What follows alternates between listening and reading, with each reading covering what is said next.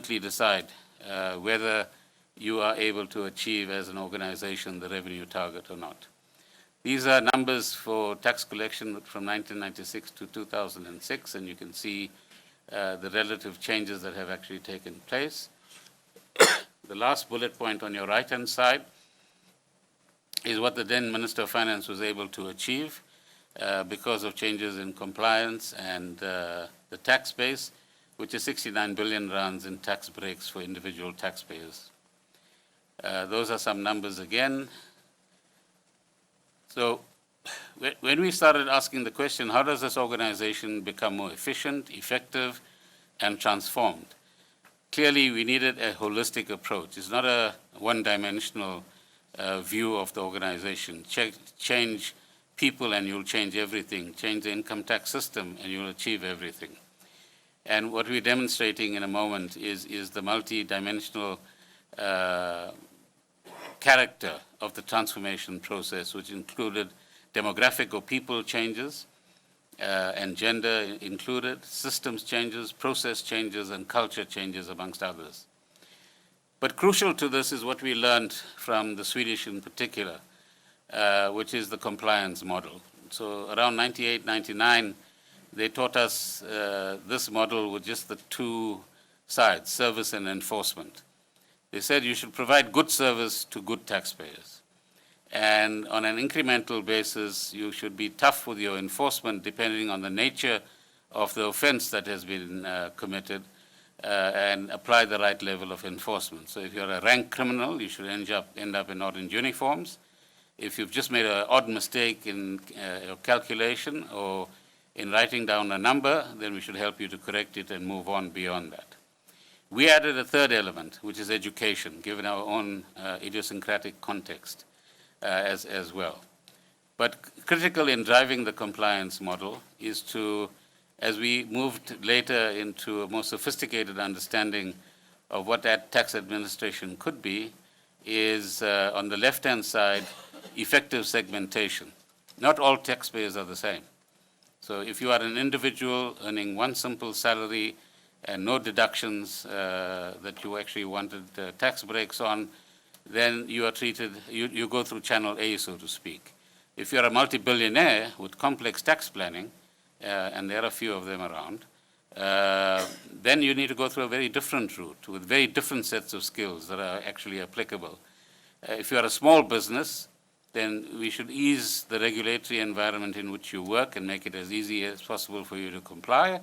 If you're a large corporation, we don't want to make it difficult for you, but at the same time, there should be greater rigor in both assessing your tax return, but auditing them as well. So risk assessment becomes a critical element. What risks would you detect in which segment? And how would you mitigate those risks in the way in which you're organized as an institution? And of course, awareness both by and of your customer stroke taxpayer is critical in this as well. This was an early model that was constructed in the time to understand what we needed to do. What was our mandate, starting at the tip of the pyramid? What's the legal foundation? Because we, as tax officials, don't work by whim and fancy. We are only allowed to work in terms of the tax law or customs law. And that's a process of education and installation of caution, if you like, amongst the staff that have to be persistently pursued. The compliance strategy based on the compliance model, the business model or operating model, how would we organize ourselves to achieve what we needed to achieve. The key pillars that would support our model, obviously effective people and skilled people, the right infrastructure in terms of buildings and IT and so on that would reach out to different parts of the country, technology, which Mr. Ho will explain a lot more on, and critically efficient processes within the organization underpinned by the right kind of culture. And here I want to point out that what we learned as non-tax people when we first entered the organization from the older colleagues that were around for a while is how to be able to engage with taxpayers, be empathetic to the case that they put to you, and yet be of independence of mind. And that's a difficult one because today's culture in many quarters is once we sit across the table, you've got to cut a deal, so to speak. Tax officials are required to hear empathetically whatever you want to put to them, but they must independently evaluate what you put to them on the basis of the law, and then decide what needs to be done, what percentage penalty needs to be applied, and ask any seasoned tax practitioner, and they'll tell you that over time, that's the culture, at least in that particular aspect. But the other part of the culture is that we are here to serve people, and not the other way about. And increasingly, we make ourselves available to assist people, to ease their compliance, and reach out to them in one way or another. And the third, within the organization, is the culture of learning and developing oneself, because if you are in a tax and customs organization, you better know the tax and customs business. And every year you should be able to say, I've earned a better understanding of how the business conducts itself. So these were some of the factors that operated in the early days of SARS, at a technological level, corporate governance, the skills level, the administrative and operational weaknesses, the low level of service and efficiency, and the poor transparency and accountability as well. The external reality, these are some of the factors that applied at that particular point in time. You can see the population was 45.3, so this is the early 2000s we're talking about. The compliance challenge was how do we widen the tax base, as the CATS Commission pointed out, including economic participants in both the economies, both meaning the first and second economy, as President Mbeki used to characterize it, substantially reduce the tax gap. So are there taxpayers who should be registered for tax that are not? Are there taxpayers who should be filing tax returns that are not? Are there taxpayers who owe money that are not paying or making incorrect disclosures? And this is where the element of third-party information became quite critical and became much more important in terms of connectivity between SARS and external sources of information post about 2007 onwards or 2006 onwards. In other words, if you say that I had a lump sum from an insurance company and I said 250,000, but in fact it was 300,000, then the information that comes from the insurance company would enable the tax official to find out, or the tax system to find out, that you've actually not made the correct disclosure. The minimization of tax liability through aggressive tax planning, that's a lifelong battle between tax officials and the industry outside. Different levels of compliance in different sectors, and obviously tax morality that follows that as well. And the task of building a culture of sustained fiscal citizenship. We also helped many of our neighbors to either lend them auditors to train auditors, do technical training. We helped the Lesotho Revenue Authority establish itself. We gave our customs system to Swaziland, for example, but like that, we also traversed the rest of Africa.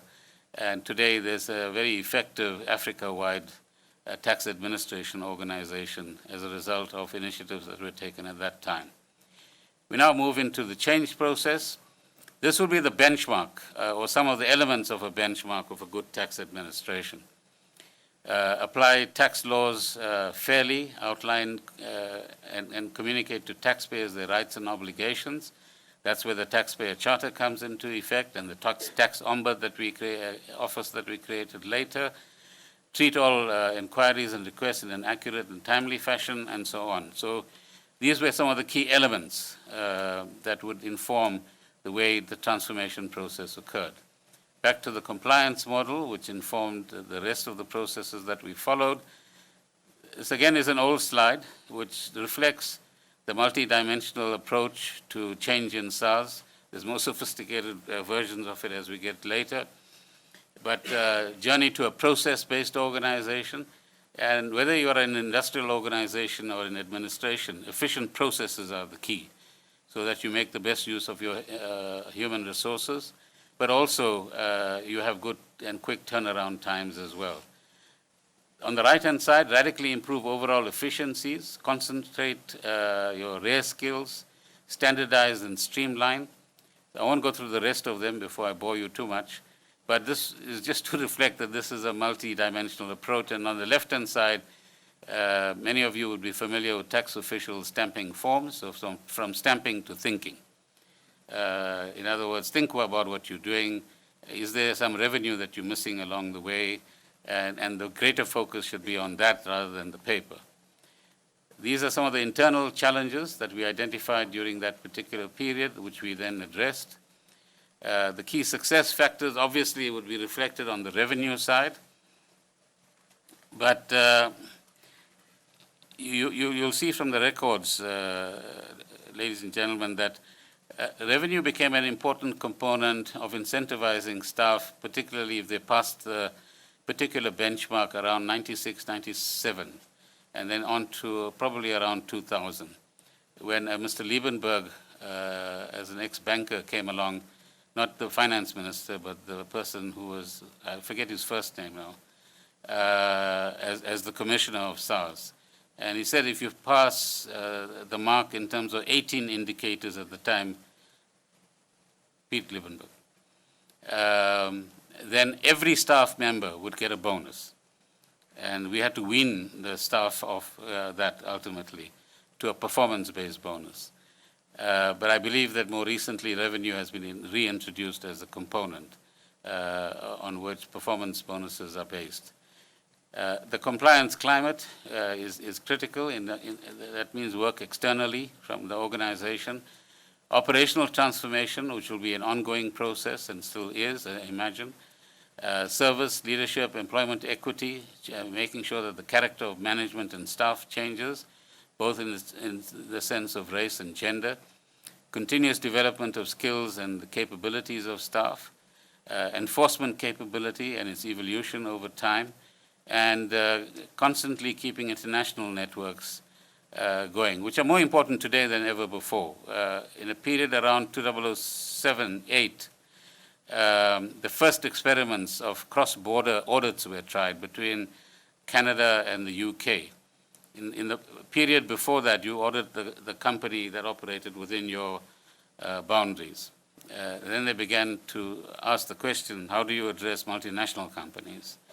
And so joint audits were then introduced, and now it's actually advanced much further than that period as well.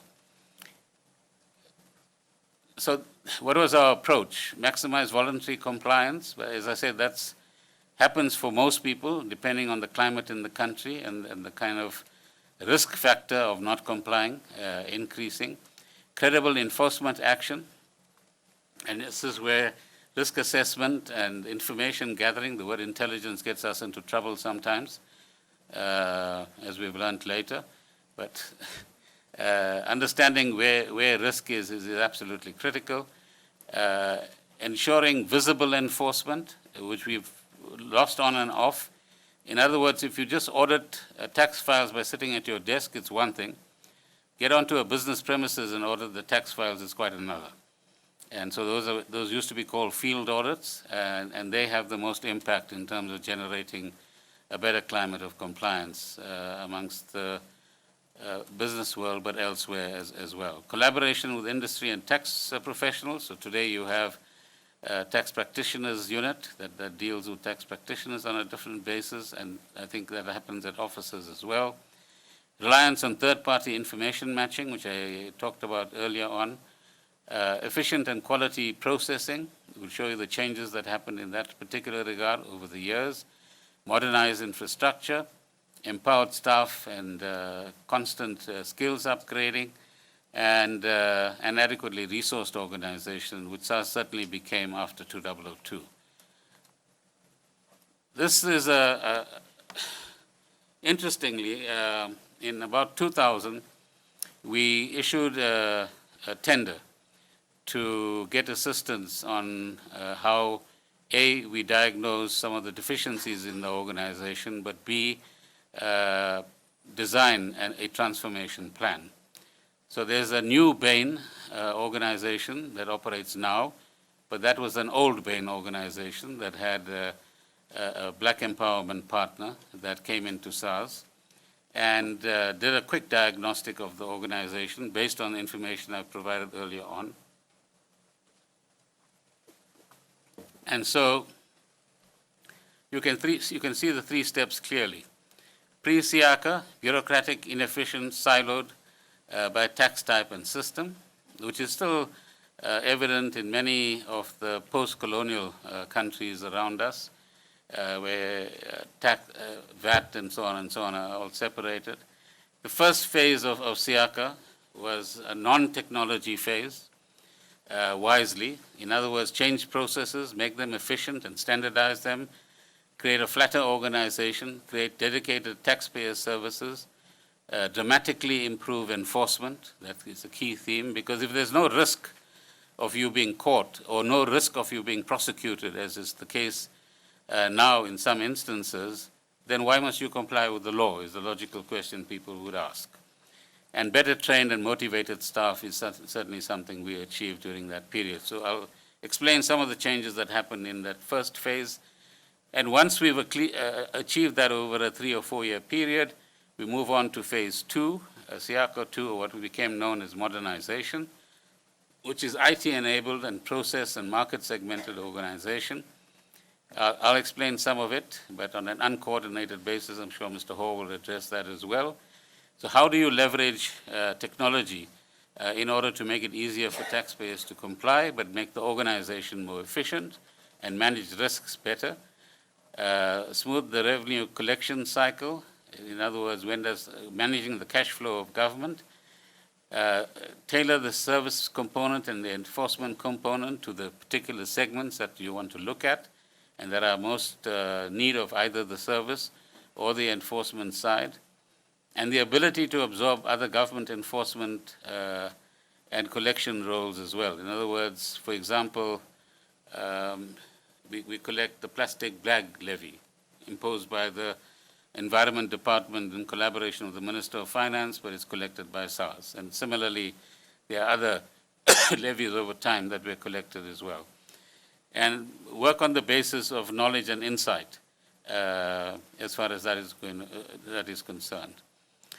These are the ways in which we achieve the SARS mandate. What the current form is your second column from the left.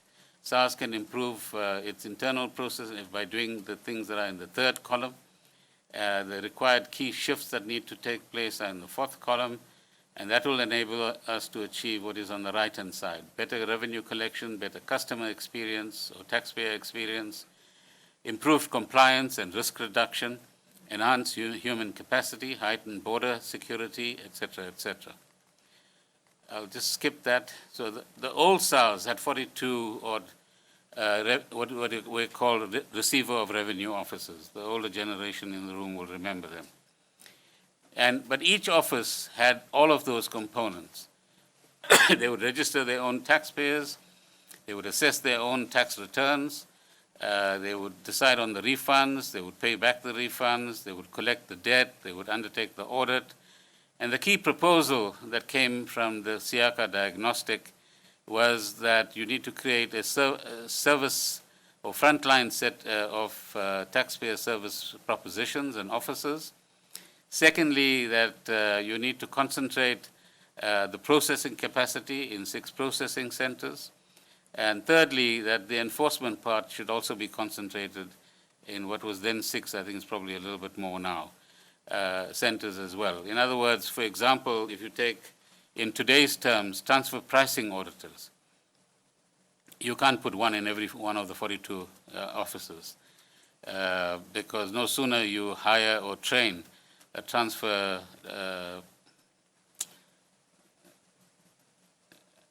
I'm just losing my transfer pricing expert, then the private sector comes along, triples the salary, and the person is gone.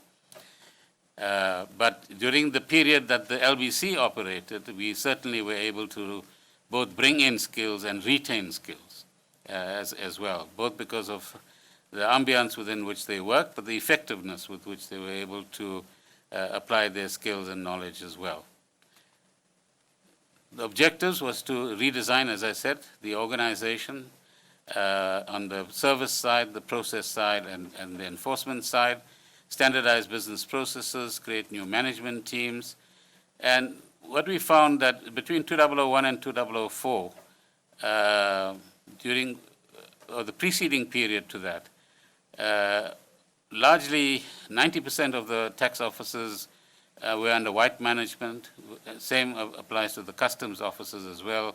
By the time we get to 2004, that the character of top management changes completely without firing anyone.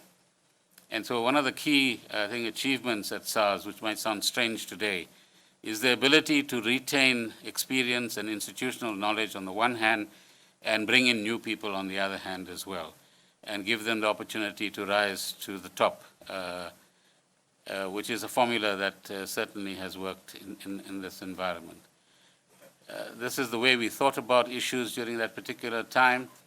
This is a repetition of what I've just said: the standardizing of business processes, new management teams, the development of staff, embedding a service culture.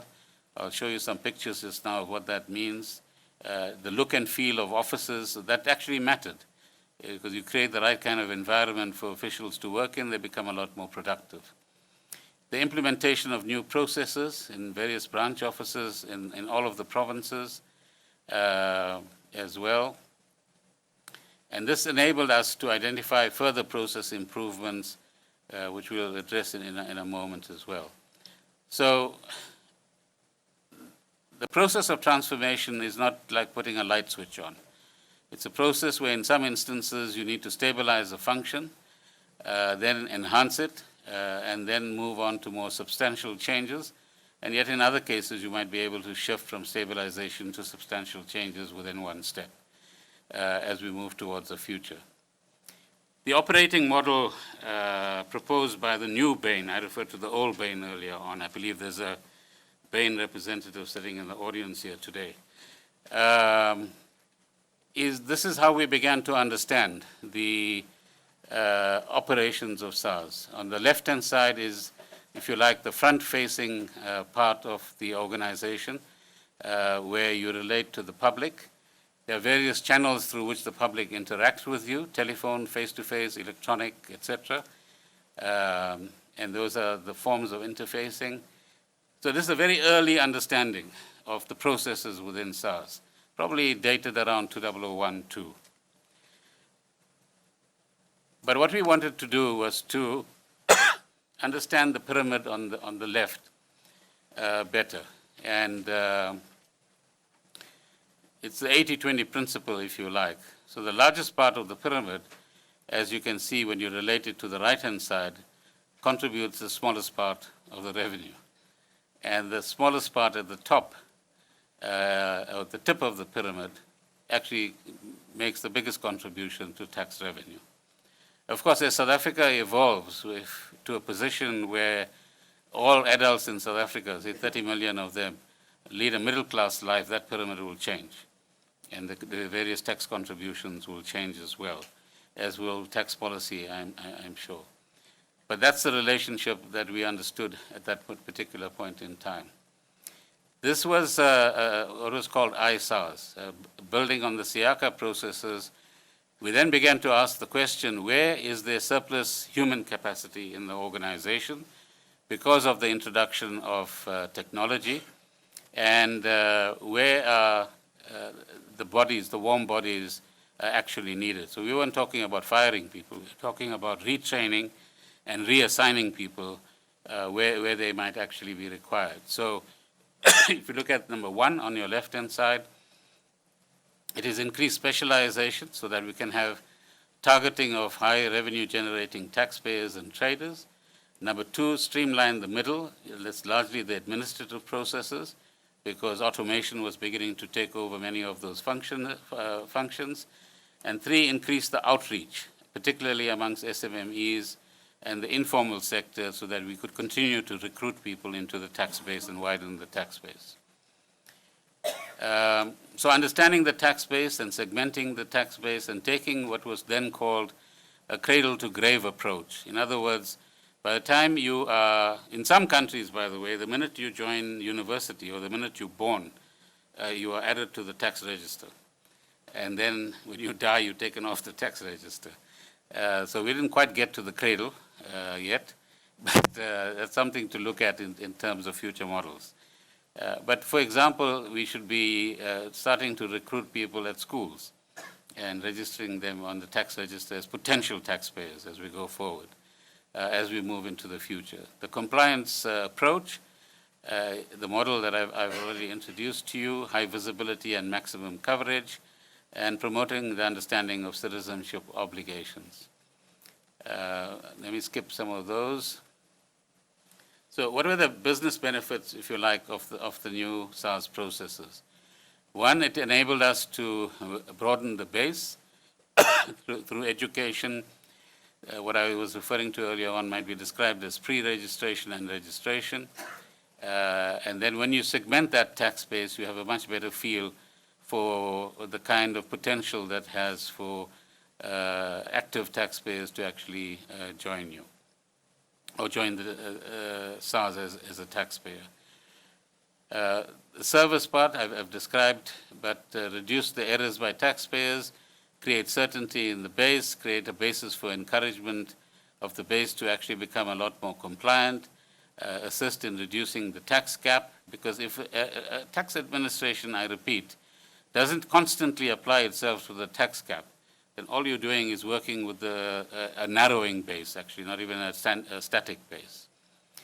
On the processing side, the various things that needed to be done through technology and through process redesign to make that component efficient, effective, but also able to detect risk as we went on. And on the enforcement side, as you learn about more and more areas of non-compliance, then you actually begin to look at those areas and decide what new forms of enforcement or new skills are actually required, including debt reduction. So if you do all of that, the next challenge for us was how do we introduce an operations management culture within the organization, where you've standardized processes, you've got service operating, you've got the enforcement component operating, but now you need the discipline or the rhythm, as we were told at that time, to ensure that operations happened as they did and they were managed as they were supposed to. So we reached a point, I think, probably around 2004-05 onwards, I think that's the line right at the bottom, where in every one of our officers at 8 o'clock in the morning, the team leader will meet with the team of 5, 6, or 8 people, and in 5 minutes discuss what the tasks of the day are, who is supposed to do what. They disperse. That team leader then reports to his or her manager, and by midday, all of those reports filter up to the head office, where the operations people understand what's going on and what can be the outcome for the day. I won't go through the complications there, but that's the discipline in terms of operations management that we introduced over a period of time. And so these are some of the processes that were followed. I won't go through all of that now. This also the new operation structure, more skilled operations managers. A manager is, if you like, a generalist, but an operations manager requires a particular set of management skills in order to ensure that the right skills are performed and the right tasks are performed as is required at that particular point in time in a year or on a particular day. This again is a reflection of the ops management system that we tried to create, and I think largely succeeded in doing during that time, and these are the various processes we followed. The key messages during 2002, 2006 were again inculcate the team culture, achieve better employment equity targets, develop a cadre of progressive professional managers, ensure that we constantly upgrade people's technical skills. You can't sit on the top of a VAT group of experts and not know what VAT is about at the end of the day. So developing managers to have technical skills was as important as everything else. And on the right-hand side, the various developments on the technology side that will be covered later. But what was key around this period was the ability now to get management information and executive management information, develop internal capacity to mine the vast amount of data that SARS has, and to present it in a digestible form that would inform both the treasury of what is going on, but ourselves in an operational sense as well. And I think that unit still operates very effectively. This gives you some idea of the growth in taxpayer number of PAYE, PIT, and VAT assessments that were processed. So 96, 97, 4.5 million, 2005, 6, 12 million, almost treble. Similarly with exports and imports, the register growing by 10.5% over the 10-year period. I'm sure it can grow even more now, and so on. These are numbers available for the volume growth again. And these are some of the challenges that we saw and how we responded to them, the new operating model, understanding constantly government priorities. So at the beginning of each year, we listened very carefully to the President's State of the Nation address to see if there were any new injunctions we needed to follow through on. And similarly, we were part of budget preparations and what the Minister of Finance would announce as initiatives that we needed to act upon as well. This again brings us back to the compliance model, and essentially if on the right-hand side at the top you see intentional behavior, so if you're intentionally transgressing tax and customs laws, then investigative audits, criminal investigations, and aggressive collections will be what the enforcement tools will be.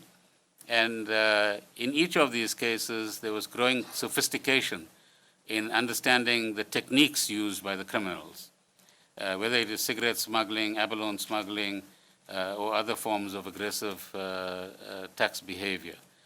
And similarly, if the large percentage of people are being honest, then we need to keep our educational campaigns going and enhance the service propositions that we're undertaking. These are, what follows now is again a reminder.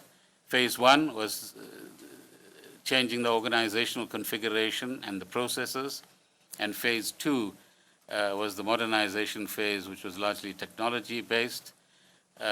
This is an indication of what we set as targets: create capacity, design, and prepare for modernization, 2 years; implement the new model, another 2 odd years; and delivery of world-class services. I'm sure Mr. Ho will address some of this as well. So you can see that we've been through 2 iterations. This is the 3rd one in terms of transforming the organization. This is a diagnostic on the left-hand side of what we could still do better. And the right-hand side is the decision to continue with the modernization process. He is much better qualified than I am to explain this to you. But this is the new technology architecture that was developed at the time to achieve the organizational goals that we had set for ourselves. On your right-hand side still are the various entry points to interacting with SARS via banks, mail or email, phone, the web, which is e-filing as we know it today, face-to-face at offices where that is appropriate, and through other systems that are appropriate as well. If you look at the bright green figure on your top left-hand side, where it says third-party data, that's the matching automated data that today you submit your tax return, you will see that it is able to pre-populate certain information. And that pre-population comes from within the SARS system, but it also comes from, as I said, your insurance or retirement annuity company and other forms of information from other organizations as well. But I leave that to Mr. Ho to explain to you. So what we were trying to change in that particular phase of the organization was, on the left-hand side, a siloed view of the organization and management to a more integrated view of the organization, and an end-to-end approach, which integrated process re-engineering, technology, people, and processes in a much more active way than we had it before. This was the set of service propositions that developed over time, developing, as I said earlier on, segmentations and what each segment actually required for them to cooperate with us, the kind of so-called offerings that we would put forward, whether it's e-filing or coming in with your information to a taxpayer center and having your information recorded on the computer, channel management, call center, et cetera, the various campaigns that we ran at the time. This is a photocopy of one of the reports, it might be one of the annual reports of SARS. So it's mobile tax offices. So we also had mobile tax offices, which I think still operate today, the various electronic channels, the registration that we were able to achieve, the branches of SARS that still operate, and the phenomenal increase in calls at the call centers. This is how people queue up during filing season, post-2003. This is how we reached out to them. You can see Mr. Manuel there, a little bit younger than he is today. On the left-hand side are the tax education campaigns at the University of Western Cape. I've got a bit more hair there than I have now, but you can see us interacting with people in queues. That's Mr. Tennis Marks on your right-hand side. So we used to go out into the street when people came with their tax returns and collect them, so they don't have to find parking, get to the office, drop it off, etc. So it created quite a buzz around the various offices. So these were some of the elements of the technology changes in SARS, but also how we saw SARS in the future from probably about 2005-06 onwards. Integrated processes, effective management tools, an adaptive and agile leadership, a taxpayer-centric culture. In other words, worry about what your taxpayer wants, not what you feel like is the right thing to do. A flexible organization, which was quite critical. I think it will be wrong for me to say everything was perfect. It wasn't. We had to experiment, we had to learn, we had to adapt, and that's why we believe flexible organizations are important. And as advances in technology were available to us from various sources, whether it be fraternal organizations outside the country or IT firms, then we need to look at those advanced technologies and to some extent even have South African innovators provide some of those technologies as well. This is some of the benefits of the call center. I'm sure it gets frustrating sometimes, but this is how we saw it then. The role of taxpayer education and outreach is quite critical. We had a small business amnesty, which also gave us the opportunity to reach all parts of the country and say to people in the taxi industry or small businesses in Umtata or in the northern parts of the country, have you registered for VAT? Do you know how it works? Provide education, provide assistance for coming on board the tax register itself. You'll see on the right-hand side small business workshops. And we had a very enthusiastic group of people throughout the country who would go out and interact with taxpayers. Small businesses, both today and then, were a very important constituency. And various efforts were made to, on the one hand, on the policy side, reduce the burden on small businesses and give them special tax dispensations. But on the admin side as well, we tried to both perform the education function, as I said earlier on, but reduce the red tape that they had to go through as well. These are some of the achievements in terms of the assessment process and what was achieved at the time. If you remember the enforcement triangle, or rather the compliance triangle, enforcement is the absolute key element. If there is no risk of you being detected, you will never comply. Just think about when you drive from here to Johannesburg or anywhere else. If there's a guy with a camera somewhere in the middle, you'll immediately slow down. If you don't see cameras for a year, your tendency will be to speed on. And the same applies here. If SARS is not seen in the field, if it's not seen to be acting on non-compliance. If the public begins to get the feel for that certain categories of people are exempt while others are not exempt for paying tax and complying with the law, then as government institutions we lose legitimacy, we lose credibility, we lose the trust of those of the citizens, and then you have, if you like, that soft element beginning to affect a decline in revenue collection as well. So we talked about non-intentional and intentional non-compliance earlier on, so I won't go through that.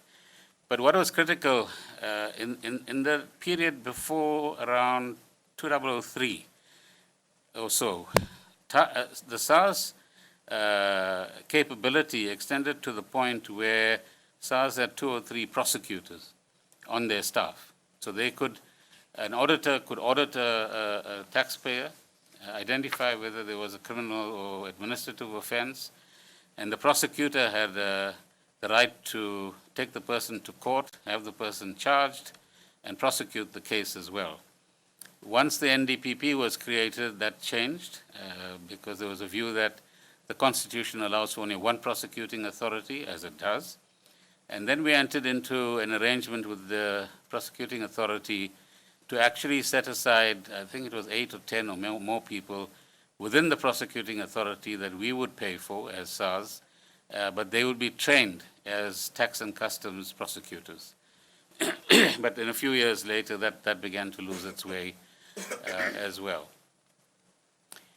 In 1997-98, when some of us first got to service, all we had was this, the title right at the bottom, the Special Investigations component. My first experience with the head of Special Investigations in March 1998 is when he told me, I can't tell you what I do. I only tell the commissioner what I do. So it was a secret unit, if you like. And, but it did have the prosecutors and some investigators and so on. So if you compare that to where enforcement evolved over a period of time, it was quite a formidable capacity that was developed. This is where the start of every activity, as you see in the Financial Intelligence Center as well, is a reporting of suspicious activities to a central point. And what was key was not to allow 1 or 2 individuals to choose which case will be audited or which case will be investigated, but allow for some objective process by which that would actually happen. And later, you will see that technology was introduced together with a what's so-called risk engine to choose which container will be stopped, for example, at Durban Port and opened up for investigation, or which tax return would be actually audited and on what basis it would be audited, so that the subjective factor decreased over time. So these are different forms of enforcement on the tax and customs side. The examination or inspection is a fairly lightweight issue, but in the front lines of the customs component, so if you open up a container of goods that are just landed on the shores of South Africa, you could have the first 2 meters of depth in that container with material that is actually attracting, let's say, a 10% tariff. But behind that, you could actually have the rest of the container full of material that would attract 35% tariff. But you will charge 10% because that's all you see, unless you unpack the container as a whole. So having the skills in the front line to know the difference between 100% pure cotton apparel versus a synthetic material, or be able to disaggregate the goods in front of you in terms of the WTO valuations system and distinguish between one tariff line and another is an important customs skill, which is a key component of defending South African industry and business as well. Because if you can bring in goods, as does happen and has happened, either by smuggling containers out, by making deals with one or other official, or paying a much lower tax rate than you would otherwise pay, then you have unfair competition in the economy, and that wipes out local businesses or local jobs as well. Then there's issues of investigation, risk profiling that I mentioned earlier on, and integrated audit. So there are times when you have to do a customs audit with a VAT audit and maybe an income tax audit. That's an integrated audit. It means also that you must have the depth of expertise, as I was mentioning earlier on, and creating effective border control as well. So criminal investigations increasingly played a critical role. So the case I referred to in 2001, 2002 was a cash and carry business which claimed it was exporting 2 million bras to Lesotho and claiming VAT refunds on that basis when there were much less than 2 million women in Lesotho. And similarly, other syndicates operated as well. Financial investigations, we are, I think, all familiar with the Dave King case and other Ponzi schemes and property syndicates that actually operate. Then the focus on illicit trade, abalone, drugs, cigarettes. And if you look at the annual reports, it'll tell you how many instances or cigarettes or counterfeit cigarettes were actually confiscated by customs authorities over time. So you have a graduated, if you like, and incrementally tougher basis of enforcement as you move on from the administrative to the civil to the criminal. It's also a case of not only going deep into one taxpayer segment, but going across taxpayer segments as well. And depending on your level of non-compliance on the bottom side, or the x-axis, the severity of the enforcement action. It's a very simplistic graph, but it explains the point that we actually want to make. Let me just cut through some of this. Enforcement versus hard enforcement still follows the same principle that I said earlier on, that the harsher the penalty, or the harsher penalty will be imposed against those that are more criminally orientated in terms of what they actually do. And these are, again, I must point out, techniques and institutional forms that evolved over time. So you had a special compliance unit at one stage, an organized revenue crime unit, so those will be the smuggling guys that needed to be brought on board. Revenue activation program, when things became tough in terms of collecting revenue, then we would set up focus groups to actually focus in certain areas and make sure the money comes in before the end of the year. The Woodmead unit was the predecessor, not only to the National Enforcement Unit, but also it inspired in some ways the Large Business Center. Because by that time we realized that we needed to take some extraordinary measures, and I forget the numbers, but 20 to 30 chartered accountants were brought on board, financial specialists were brought on board, created as a separate unit for a while, later integrated into the Large Business Center to give us the capacity that we actually required at the time. We also cooperated with other government agencies, the intelligence agency, the asset forfeiture unit, on the enforcement side as well. These are other examples of that, so I won't focus too much on that. This was also an important point in 2007 when President Mbeki said that government will this year start the process of further modernizing the systems of SARS. That's particularly on the technology side, especially in respect of border control, and improve the work of interdepartmental coordinating structures. And so followed a lot of work with, amongst government itself in that particular regard. The illicit economy is an increasing challenge. If we don't understand why, it's because each time you smuggle a packet of cigarettes in, I don't know who's the smokers around here. What do you pay for a packet of cigarettes these days? 10, 20 rands. Yes, 20. So 50% excise tax is approximately where we are. And the Danish in particular at the time, Judge, did a study that the more you increase the tax on cigarettes, the greater the chance that cigarettes will be smuggled across the Russian border. So it has a two-edged or double-edged sword in that particular regard. But Britain, for example, had the problem of losing excise duty across the English Channel. Alcohol was, for some reason, not charged excise duty on the European side.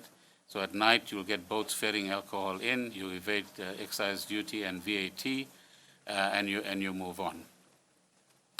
Collecting debt is a major challenge. It's been in the news recently as well. But initially, we built up capabilities within the organization, then sometimes hired outsiders to trace people who owed money. Managing risk, as I pointed out earlier, is critical, and a risk-orientated approach is very helpful to actually targeting limited resources. No tax authority of any substance and size across the world examines every container coming in or audits every audits every return. So the way in which you understand risk, the way you automate the risk factor in processing different types of returns is quite critical to the enforcement techniques that you actually use. So this is a data warehouse and business intelligence system that was actually developed, and again, I hope Mr. Ho will address that in his presentation to you. This is the period over which we were able to actually do that, and I think the modeling capacity now is quite advanced in that particular regard as well. You can see the amount of paper that we used to have in the past versus what we see today. These are some of the dashboards that we developed over time. And now I want to get very quickly to the special units that we created in order to address specific issues. So as I said earlier on, that we actually did a global study inspired by some of the developments in the advanced economies around how do you deal with big business and big corporations and have both the service component on the one hand, but the enforcement component active within a single environment, and reduce the cost of doing business in a country as well. So those are some of the issues that we looked at. How do you reduce the corporate tax gap, build a culture of compliance amongst the corporates, reduce cycle times. At the moment, I don't know what the latest number is, but corporates were used to the idea of submitting tax returns 18 months after their end of year. I think it's a little bit better now, but auditing them would take equally long as well. So developing the right processes and risk management was critical to dealing with large corporates. The research process was led by Mr. Ivan Pillay at the time, and there are formal documents. So we've got a whole number of files for you, Judge, that have many of these documents that I will submit to you for your, as they say, reading pleasure. And then these are the consultations that took place with different constituencies, looked at international practices, as I said, in Australia, the United States, Canada, etc. Let's see. This is the process that informed us. So what we wanted to do was provide world-class operational excellence with a one-stop, single point of entry for all tax types, for effective interaction with large corporates. And the key here was that we even had, I think, about 8 relationship managers for 8 sectors of the economy. So if your company had a problem, you didn't have to run around SARS, you contact your relationship manager, and that manager or relationship person would then link you with the relevant components within the LBC or SARS and help to resolve the problem as we go forward. These are some examples of dealing with different segments on the LBC side. We also went into an extensive analysis of the companies and looked at how we actually disaggregate them into different segments. And of note is the last point there. The part of setting up the LBC was also to set up a high net worth individual unit. Not only to provide them with service, but to have the specialist skills that are required in order to actually tax appropriately that constituency. Another unique feature of South Africa is the mining industry. which had a special mining formula for many years for its tax purposes, and there was a special set of expertise in SARS to deal with the mining sector as well.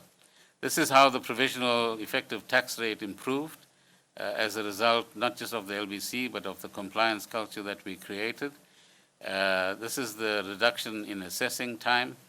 The areas of abuse, transfer pricing, international structuring, structured finance, and even BEE structuring at the time. And of course, there's many more today than they operated then. The high net worth individual, it had a total of 607, according to this report, files comprising 231 high net worth individual taxpayers. At least here you are guaranteed you'll get a check if you do your work properly, more than 50 million rands at a time. So it was worth it as an investment. Tax practitioners unit I referred to earlier on as well. Then, of course, all of these changes are not possible unless you start changing the staff component, both in terms of its demographics, but also in terms of its skills, and in particular have a retention strategy for the highly skilled people within the organization, let alone attracting them to come and work in the organization. But by 2003 or so, we didn't have to worry. People would be willing to come and work at SARS, even if it was for a few years, and gain the experience, which was something they would not get in the private sector in terms of the range of exposure that they would have. These are some of the learning programs, some of the staffing plans that we had at the time, the different components where people were actually assigned, the employment practices and the career paths that were developed, the grading system that was actually introduced, both at a management level and lower down, a new representative management team, which was both knowledgeable and from within the organization, and representative in terms of demographics as well, although we didn't do too well at top management in respect of women at top management, but hopefully that's improved since then. Employment equity, this is what the numbers looked like in the early 2000s, and we were able to get there fairly rapidly. Change of culture was quite important. We emphasized that leaders needed to be humble, something that is rare these days, because that's the only way you learn and able to integrate information that you get and feedback that you get. Integrity and good ethics is non-negotiable, and that they should have a passion in terms of contributing not only to the institution, but to the country as well. What were the new behaviors that were, this is how we describe them at a particular point in time. You'll see the fifth bullet point is we do not pack our bags at 3:30 p.m. when the job is not complete. So that was the old bureaucratic culture, which we tried to change. The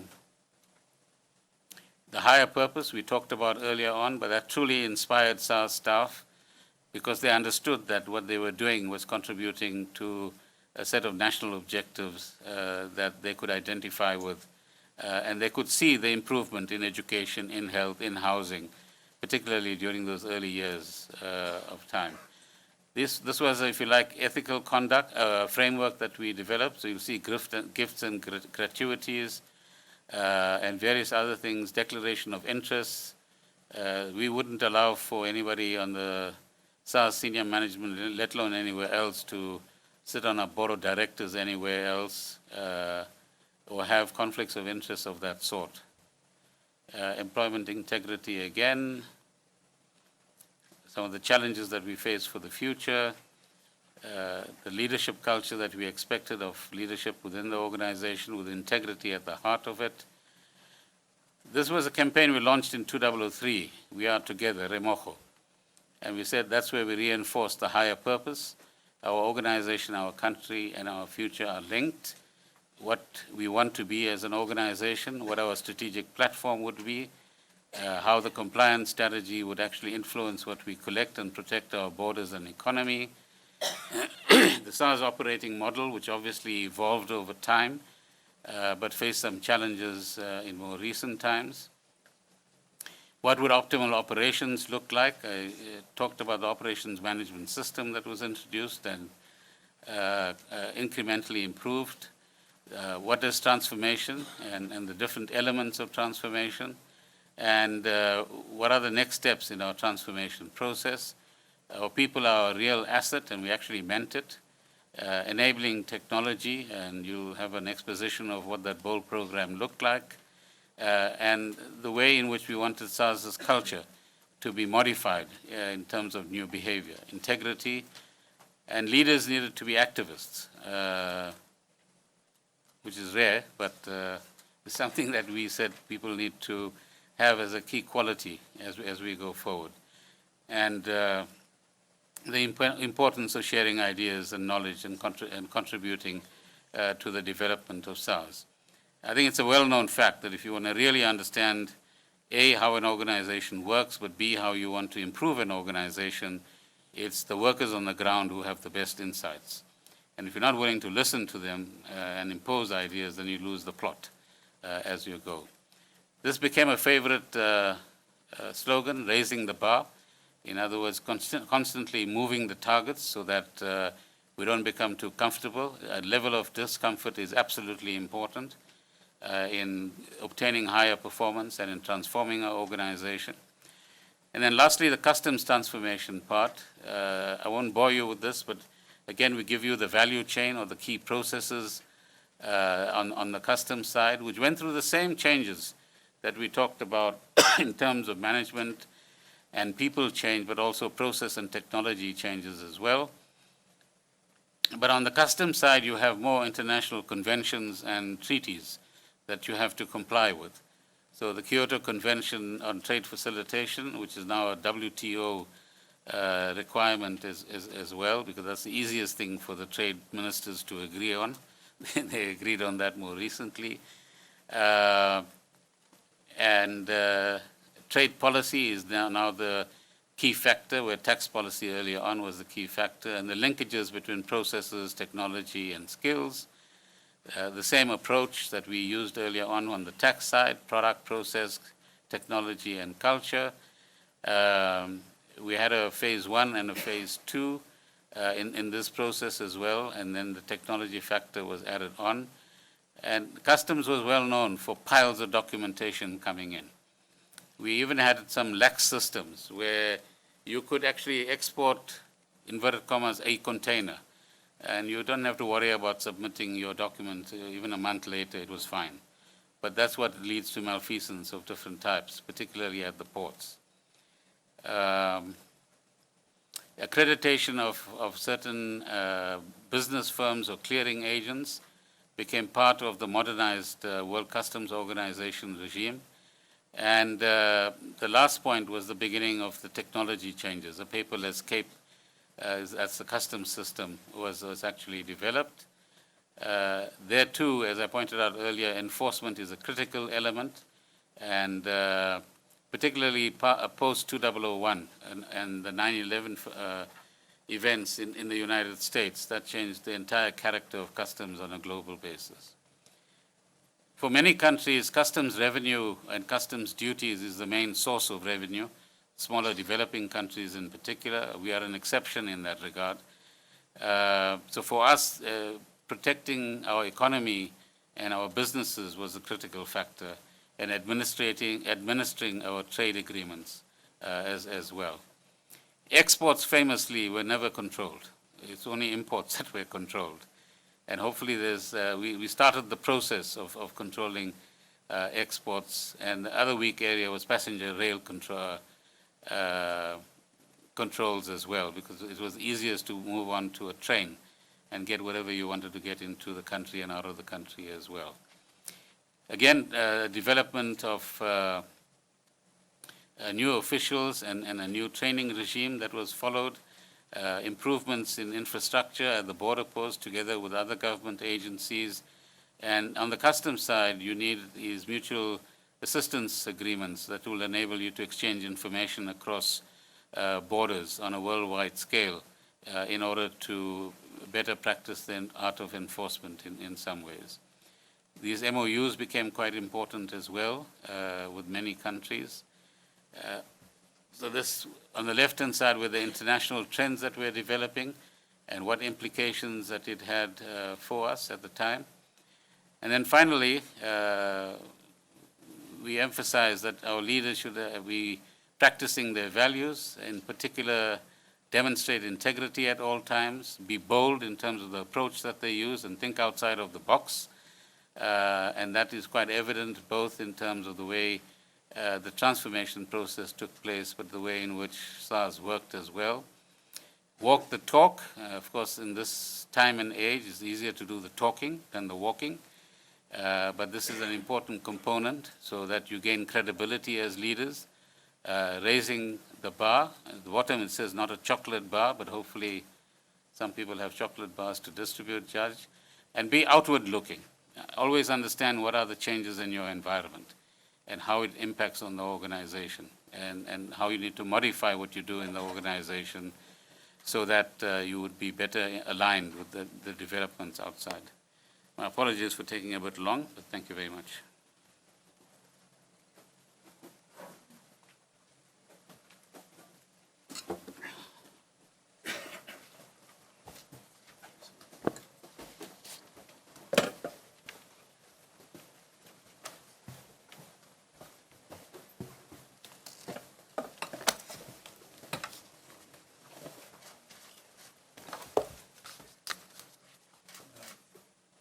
Thank you, Minister. Can you just clarify two things for me?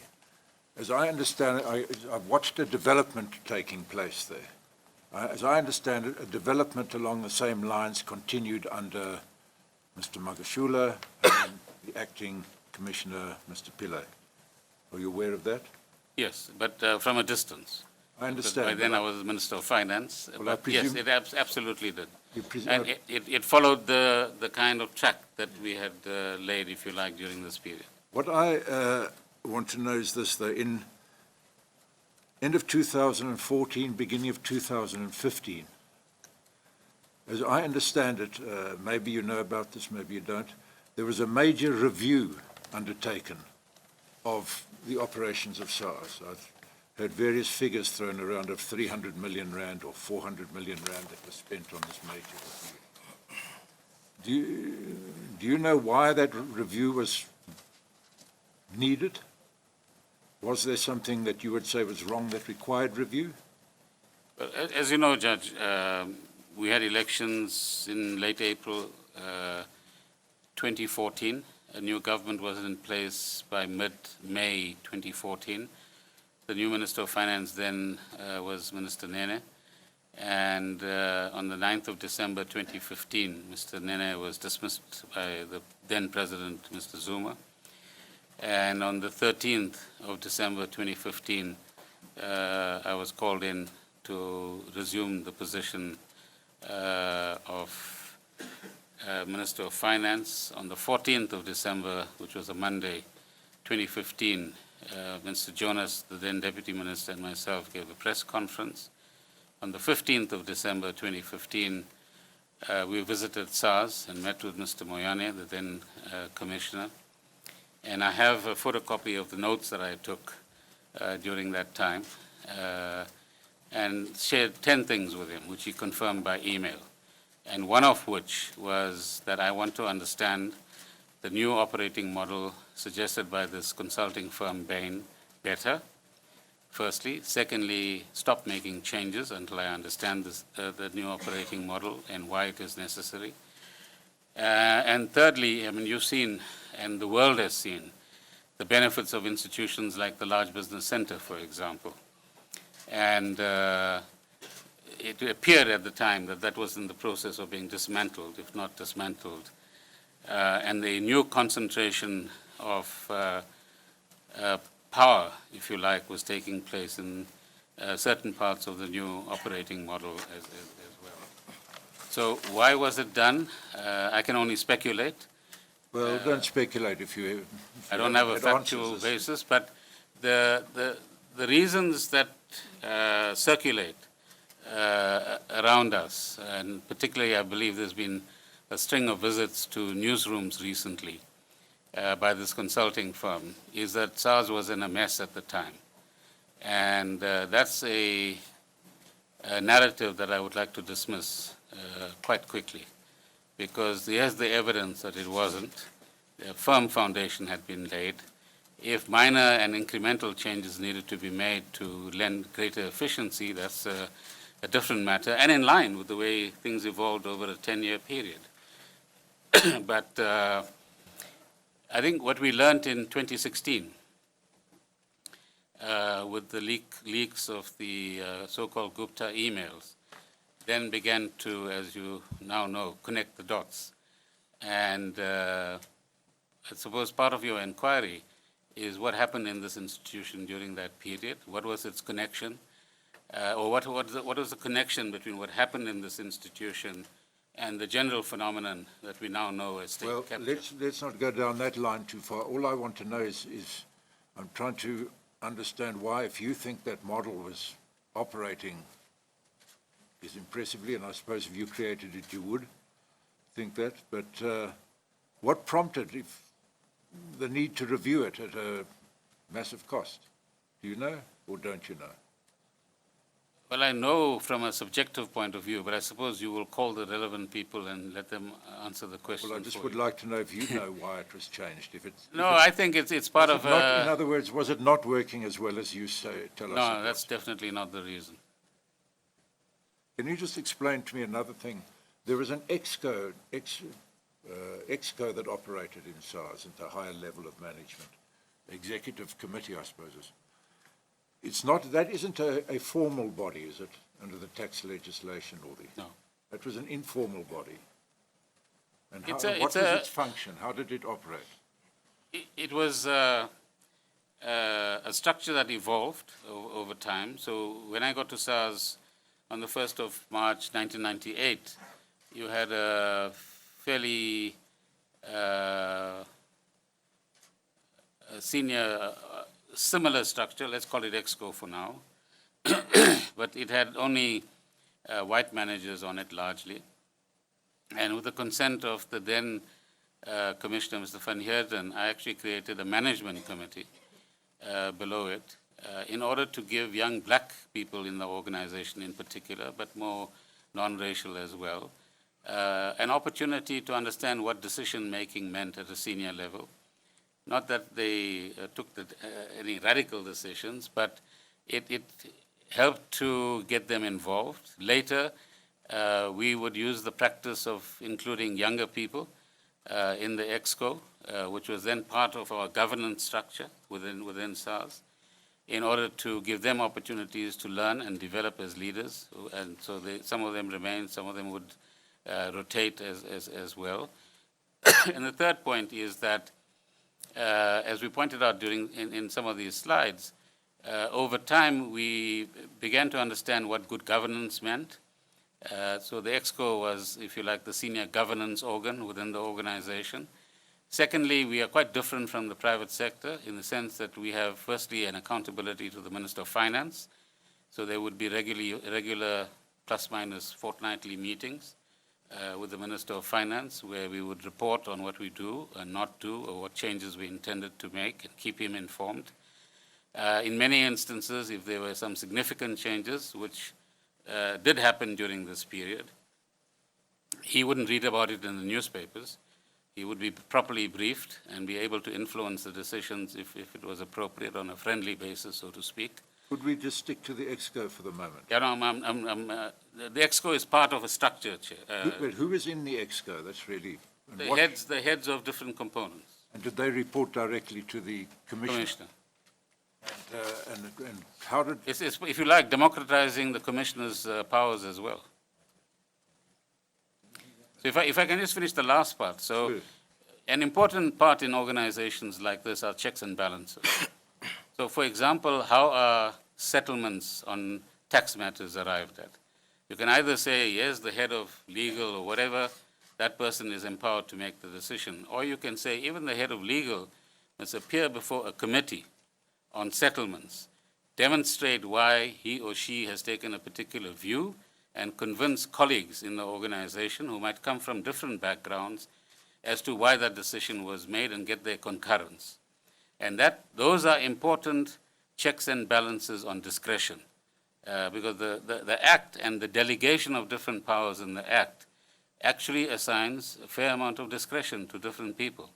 And if that's left unchecked and without proper structures, so for example, writing off debt in an organization, you can write off 2 billion tomorrow, or whatever the case might be, but there has to be a process by which that is done. It must be recorded somewhere, et cetera, et cetera. So the point I'm making is that the EXCO was part of a governance system that we established, not necessarily in law, but in order to create a rigorous system of governance within the organization.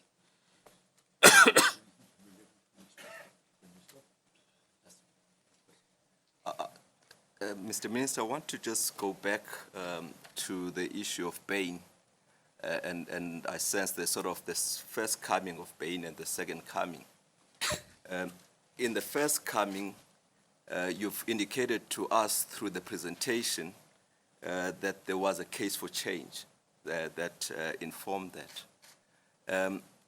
We now perhaps maybe shift a bit to the second coming of yourself as Minister of Finance. And I want to understand, when you had the interactions in relation to Bain, weren't you advised of the case for change that necessitated the second coming in respect of Bain? I bear the judge's comments earlier on that I'm not here for the period 2014 on, but nonetheless, or his caution. In fact, there was a deficit of information provision, to put it politely. Well, I don't want to say put it impolitely, but can you just explain what you mean? No, well, as I said, the first meeting on the 15th of December 2015 was to say, halt this process, give me information, come and tell me what's really going on. Didn't happen. And all I was told was that we need to continue. I have to find the records of all of that, but essentially there was no deference for the office of the Minister of Finance. And quite clearly, it is linked to revelations that come a little later.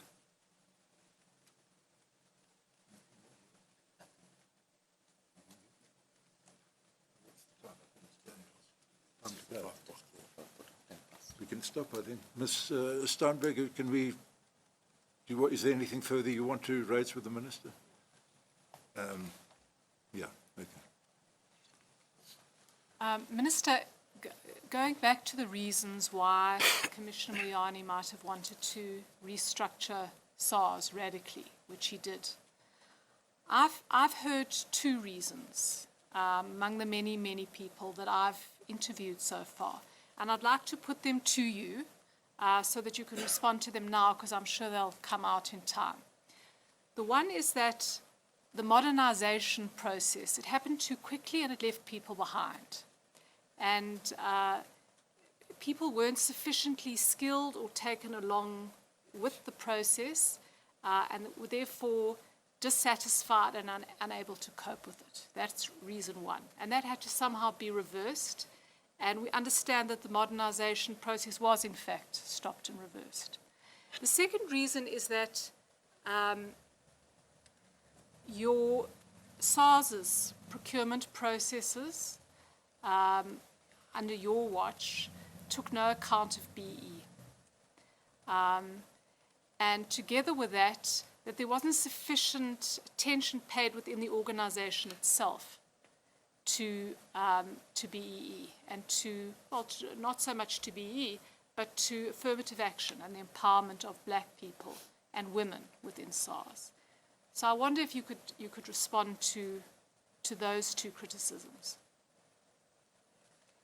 On the left behind phenomenon, I mean, it's possible that the odd individual couldn't cope with the changes that modernization requires. If for 20 years you've been in SARS and you've been dealing with paper and suddenly you have to deal via a computer with the same matter, there's an element of human adaptation and coping with the pace and weight of change that actually comes with it. But as far as I know, within the organization, you have well-organized trade unions. Nobody raised that as an issue. Secondly, through the HR component, no such feedback was provided. And thirdly, when Mr. Ho presents his view on these matters, he will tell you that, he's better placed post-2014, but, or 2009, forgive my coughing, by the way, that the IT processes are quite rigorous in terms of training people, testing systems, and a lot of time, money, and effort was spent gathering people from all parts of the country to undergo either the testing processes, which also involves training to some extent, and training people in order that they could actually adapt. And I'm sure that if you walk around SARS today, you'll find people fairly comfortable with most of their jobs, unless they are sort of new entrants that still need to adapt. On employment equity, the numbers are in the annual reports of the organization. I just said to you that when I walked in on the 1st of March, I attended my first EXCO meeting, and it had 20-odd white people, except one person who was in an acting HR capacity on the 21st floor of 240 Vermeulen Street. No EXCO since then has ever looked like that. Secondly, I didn't go into details, but the manner in which we changed management in the 42 revenue offices, even before Siyakha was fully implemented, was a sign that we wanted to get both outside young people in, and I hope you will contact some of them to give you evidence on those matters as well, but internal people, opportunities to rise to management level. And what was remarkable at the time was that the more experienced white staff didn't leave. They were quite willing to occupy positions as specialists. And as I said earlier, that was the key to matching youth and newness in the organization with experience and knowledge of the institutions. When I joined SARS, I didn't know anything about tax or what it actually did. And I'm quite willing to say I listened very carefully, learned over a period both from within SARS, people within SARS and people outside of SARS. When I said to you earlier on that this culture of being able to engage with tax practitioners or taxpayers, listen to them empathetically and then say, sorry, I disagree with you on the assessment I've issued, is something I learned from Mr. Kosi Low. It's not written in a textbook anywhere, but it's part of the good part of the convention and culture. There are other elements, of course, that you needed to get rid of. But one can't throw out the baby with the bathwater in that particular regard. But the numbers on that side speak for themselves. And being a political activist, the last thing you can accuse people like me, and there are many more like me as well, is of not having deference to correct a historical wrong. I've spent 45 years of activism doing that. So any notion that often is spread today, that wasn't the ethos that actually guided us and principle that informed what we did, have to reject with the contempt it deserves. As far as BEE is concerned, the numbers are there. I checked some numbers yesterday in some of the annual reports, and they range from 61% to sometimes even 70% of our procurement going to black-owned businesses. Those numbers must have varied over the years, depending on what you're purchasing. If you want to buy an IBM massive server, as Mr. Ho often did, you're not going to get it from a small black business. Nor are we willing to pay a premium because a middle person is going to add 20% to the cost of what IBM actually charges as well. Whereas there are many other commodities that we purchase that can come from small businesses and should come from small businesses. And the process of empowerment must be pursued absolutely rigorously. And whether it's training, opportunities, exposure at an EXCO level, there was a multiplicity of techniques that were used to empower black people within the organization to become true professionals, not just occupy office by name, but become true professionals who would be able to serve SARS for 10, 15, and 20 years beyond that particular period. And many of those people who are good professionals might not be in SARS today, or they've been sidelined. Just one final question. This does relate to your time as minister, but the reason I raise it is because Mr. Pillay is going to be giving evidence in a couple of days' time, and it relates to his situation. We received an affidavit less than a week ago from a Ms. Minnie Hendricks, which says that towards the latter part of 2009, when you were taking over as Minister of Finance, she was seconded from SARS to help you with the transition. And that part of what happened during that time was Mr. Pillay submitting a request for early retirement. And what she says is that you got various opinions as to the legality of this request. You got a legal opinion from somebody within SARS. You then asked for a legal opinion from somebody within the National Treasury because it related to the government pension fund administrator, that you conferred with the Minister of Public Service and Administration, who was then Mr. Beloy, on the telephone, she says. You also spoke to the DG of that department. And finally, that you then went to discuss the matter with the SARS Remuneration Committee chairperson. And she says that took a process of about 3 months. And that in each case, each person involved told you that it would be within the four corners of the law to approve Mr. Pillay's request. And I'm merely asking you if this is correct, if you can confirm this affidavit. To the best of my recollection, all of that is correct. But let me add that firstly, when Mr. Makashula approached me and said that Mr. Pillay had some personal obligations, which it is his job to explain to you, which required him to rally some finances, and this was the option that he chose, that is, i.e., early retirement. The first hesitation I had was he has also been an activist for many years, hasn't had much time to actually put together a pension that would reliably support him he's still a little younger than me, so he's got a way to go, in his latter years. And should he really be sacrificing his pension in this kind of way? So that was the first issue. But that was a non-legal matter. It was a personal matter. And one that, from a human level, one needs to apply one's mind to explore whether there are other options that SARS or he himself could consider. And these are issues I raised with Mr. Makashule. The rest is absolutely true, that my normal practice would be either to get some precedent for something that had actually happened, or get advice from experts. I'm not sure whether I spoke to Mr. Beloy as the minister, but I certainly spoke to a senior official who said that's normal practice in the public service. And having done all of those checks and had repeated hesitations, which required me to check again and again that we were doing the right thing, I then approved that particular payment. And the reason it then became, this is now going outside of your brief, but it became an issue later, was that it suited some people during the state capture period to now pick up those sorts of issues from within SARS. And as you know, that was all happening within the period, Judge, when there were these famous Sunday Times leaks that were going on, and which cast all sorts of malicious aspersions on various individuals.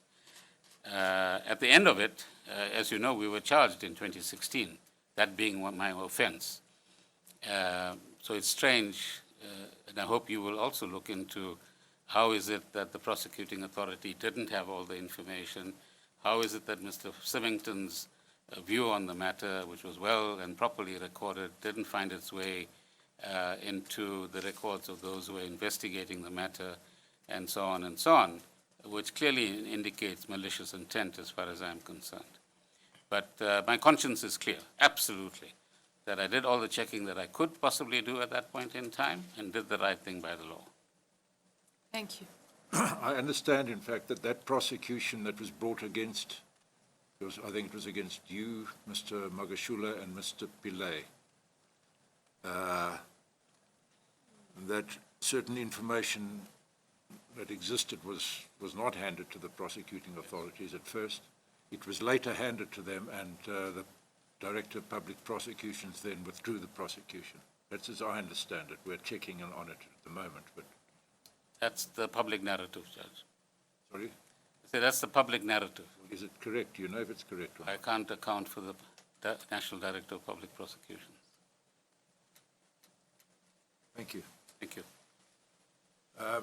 We're going to have to ask you back sometime. Hopefully not, but okay. But thank you very much.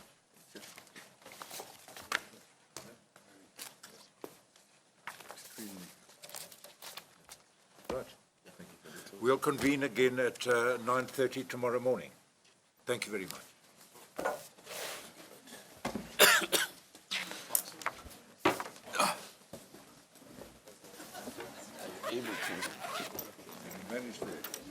You go through first. Let's let the ladies through first. Okay. Thank you, Ben. All in one file. Judge, there's an additional file. Okay, so the names of the witnesses are with the secretary, Very good. and I would ask the minister. Have to just give this to the secretary or give it to Carol? Will do. Inform her.